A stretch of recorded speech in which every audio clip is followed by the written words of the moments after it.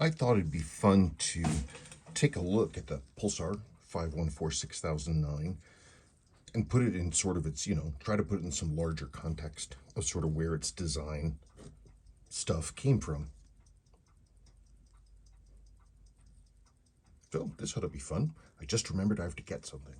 Okay, so for me, the story started when a long time ago, whenever I first found out about these. This is a Seiko 22050769. It's a ladies 150-meter diver. It's automatic. It was made by Dining, but with clear Sua designing, obviously. It's a beautiful watch, and they used the 6215-6159 handset style. And this, the sweep, that's a beautiful little detail. If we can make that out here. It looks like the 6105 sweep. The long sweep in the outline, but it only has one lume window, and it's painted silver.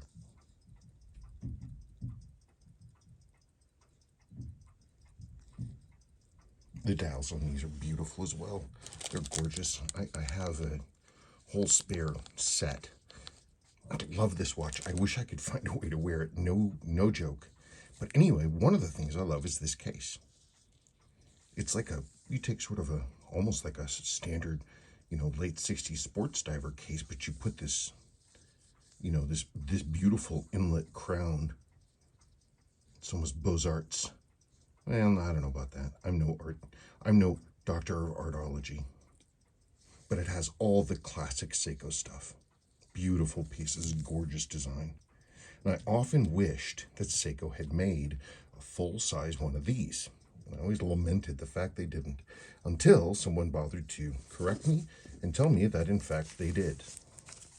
If I can ever get my hands on it. Under the name Pulsar. And with a quartz movement fitting the fact that it's Pulsar, which was a quartz watch company, brand, division.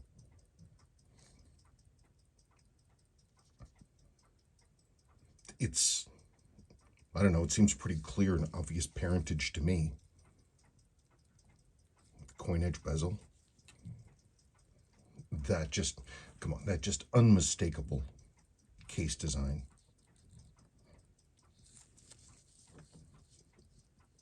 I tell you, I think that's where this started. And I think all these years I've been asleep on this thing.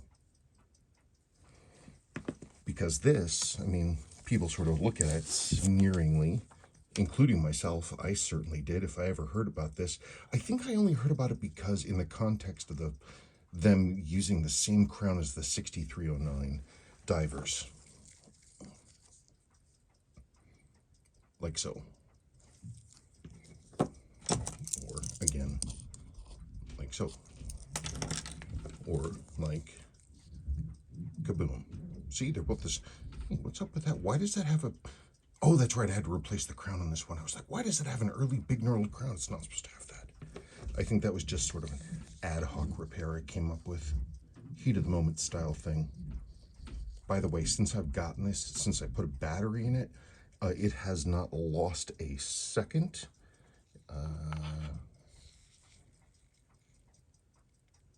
And that was whenever this thing came in last week. I haven't serviced it or anything. And that, my friends, is good stuff.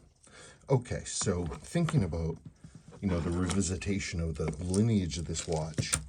I'm sure there's more than this, but these are the only two that I happen to have. But it's kind of weird that I had them. So these are Pulsar's first AGS, automatic generating system, kinetic. This is the first one. And it has obviously run out of power. It's kind of, I went and I put a new capacitor in this thing, and it's still just, I have to put it on the charger once a week.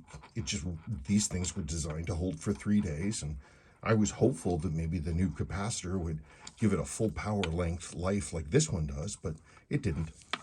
It's still, isn't that a beautiful watch? Isn't that a beautiful watch? The first gen Landmaster. A gorgeous, gorgeous piece. Bidirectional. All the care and effort that went into this, making this bezel insert, because this isn't stamped, this is machined, I believe. Might be a combo. Might just be stamped.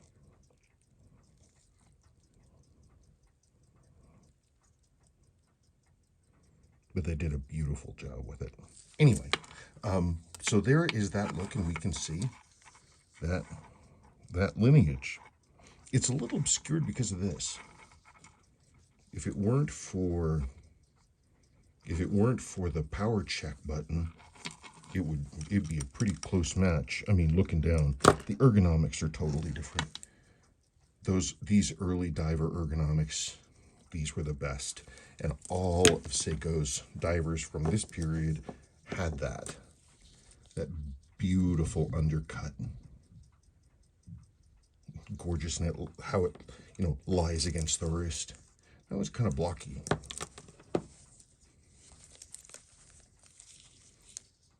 As is that one. But again, we can see the lineage. This one a little less so because they squared out the crown area so much. But again, from the front, it's kind of there. The big slab sides really take away from it. Here's a nice visitor.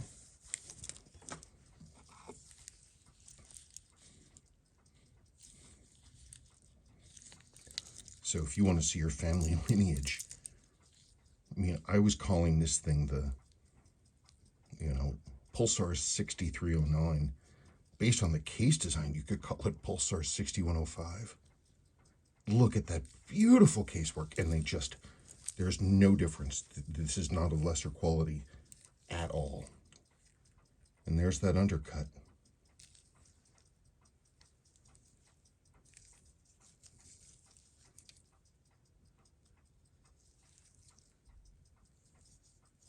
There's a look. Let's see if I can get this without flinging the watch.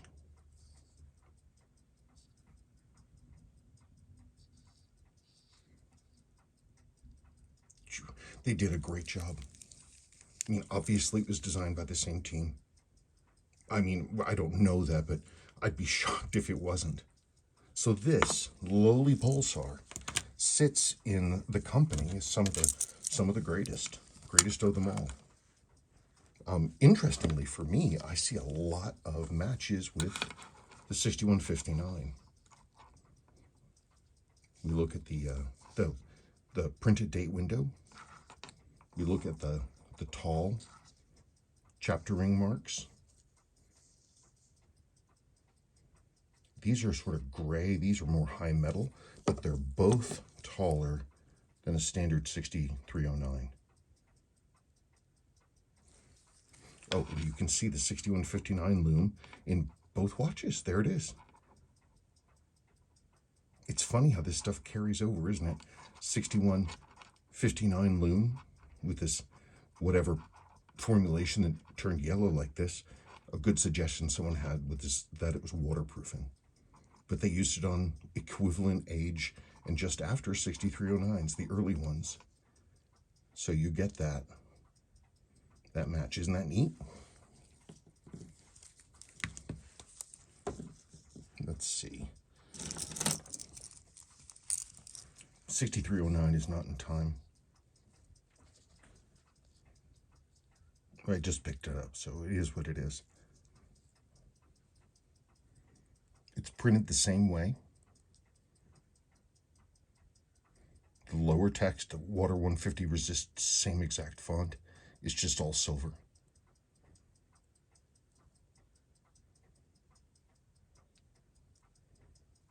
A little narrower. Well, it's a little smaller insert on that one. Now here's another surprise entry into the lineage. Look at that. Look at that. this watch was made in the 80s, and because they're sort of continuation of the grammar of design, there's the, there's that dial, most of it anyway. And of course the classic Seiko proportions, especially the depth, how deep the dial is. That's one of the markers of this thing. Hang on a second, I have to rescue the cat. Oh, and speaking of, just going back to the case undercutting, the ergonomics of it, these big tunas, they sit easy on the wrist because they have the same thing. It's harder to notice because it's got this little shelf here, this external area, but it is still there, and that is the reason these sit nicely on the wrist.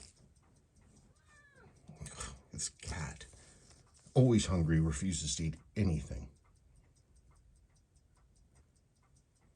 I tell you, this thing doesn't walk in the company of giants. I mean, it's one of these watches. This is a mainline diver. It is a beautiful diver. It's a beautiful, beautiful diver. I just, I wish I'd taken the time to learn more about them back then, but I'm certainly glad I found out about them now. Boy, you sure can tell it's a Seiko, can't you? This thing's magnificent. It is a treasure. I'm so grateful. I'm so sorry I don't remember the name of the watcher who reminded me about these when I was on my usual rant about Seiko never using this case style. And then I went out and looked it up and said, oh, right, and I barely remembered them. And I found this one. I understand, by the way, that there were a couple other people who were watchers who were gunning for this one, and I won out. It was obviously totally anonymous, but at the same time, I'm, sorry about that. I had to have it. In any case, my goodness gracious me, what a watch. I just need to think about now what I'm going to wear it on. I have it on this generic woven strap. I'm thinking about a bracelet. Luckily, these lugs and this case angle, Seiko did that a fair amount. So I'll see. If you guys have any suggestions about what to put this thing on, please let me know. Okay, thank you for watching.